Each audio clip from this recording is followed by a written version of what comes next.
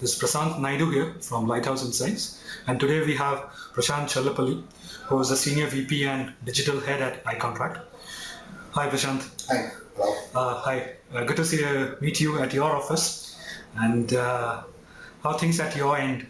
What's keeping you busy? First of all, good to meet you finally in person. I think we interacted virtually on Twitter and we've never actually met. So great meeting you. How are things at iContract? Things at iContract are super hectic in a good way. A lot of work, a lot of good campaigns coming up. So yeah, I mean, anyway, the last quarter, the last 4-5 months of every year across segments is a very hectic period because of the festive campaigns which come out, the festival seasons there. If you have fashion accounts, you have the autumn-winter season which starts.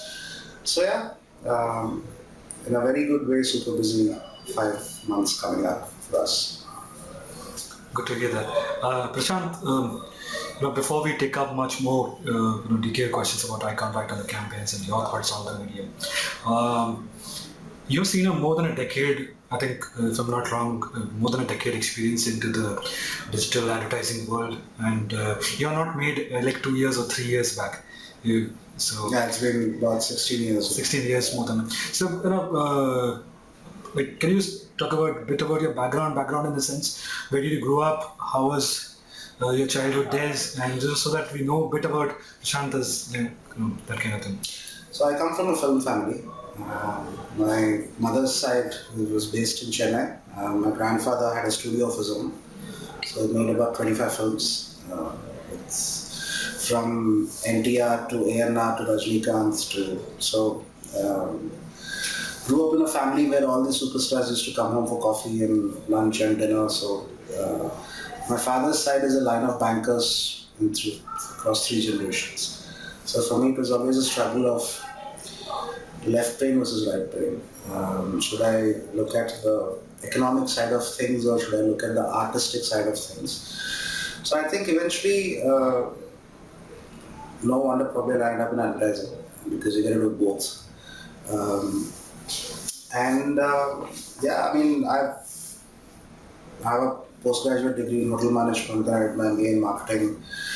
In between, I dabbled in cost and works accounting, and I did a course in programming and did lots of different things. And started working in '98 in Bombay with Times of India selling space. Then worked with Ogilvy, worked with Lowe, Y&R.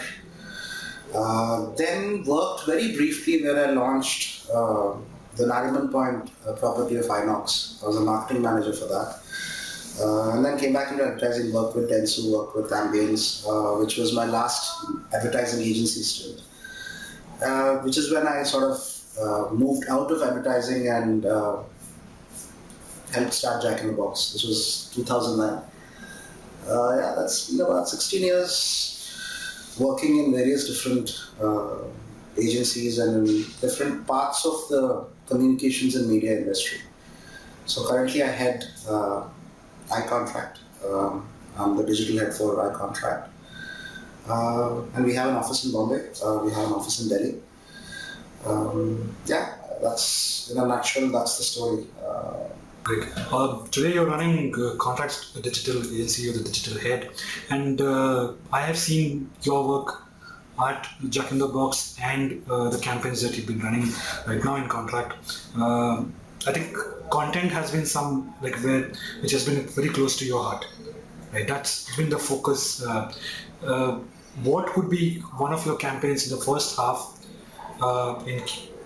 in the first half of 2014, which is attached to your heart, and why? Work that we have done, or work that anybody would have done? In your first half from Contract at your Slice, definitely Slice. The Slice Swayaamvar campaign that we did for many reasons. Because, and you're right when you say that. I'm personally a big believer in content. I'm a big believer in the coming together of content, technology and creativity. I think that's the future. And the digital agency model of the future will be based on those skill sets. So Slice, yes, that's the biggest piece of work that we've done in the first 6 months of 2014. It's massively successful. It took a lot of hard work. It took about 4 months to, create that campaign. PepsiCo's invested a lot of money into that, and we're all, pretty kicked about the output that has come out. I think, if not the first, I think. It's one of those examples of storytelling which goes beyond watching a video. It gets you inside the video, it makes you interact with it. And it does that beautifully well across devices. For us, the biggest piece was this, that one of the beliefs that we have at iContract, one of the things that we look at is whatever we do needs to lead to business results. And for us, this campaign is really special because at the end of the day, it was a call to action campaign. It wasn't a video for the sake of, just getting some awareness. And as of today, we've got some incredible numbers on that campaign. We've got close to 55 lakh votes, which have happened on the website.